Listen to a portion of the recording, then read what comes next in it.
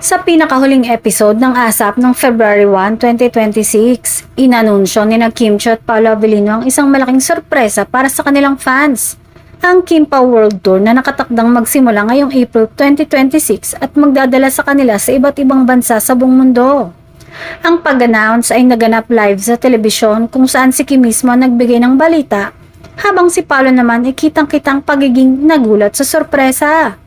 Isang eksena na ikinakilig at pinasaya ang maraming tagahanga. Bagamat hindi pa detalyado ang kompletong schedule at mga lokasyon ng World Tour, nakumpirma na lamang na magsisimula ito ngayong April at hihintayin ng fans sa mga opisyal na petsa at venues na ilalabas sa mga susunod na linggo o buwan.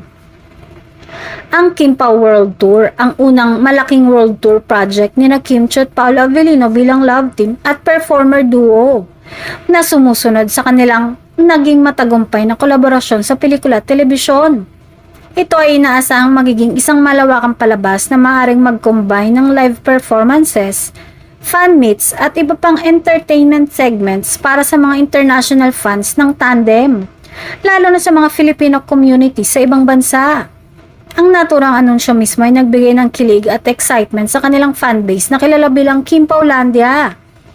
Isa sa mga pangunahing tanong ng mga netizens at tagahanga ay kung maglilive ba si Kim Chiu sa noontime show na It's Showtime dahil sa World Tour schedule.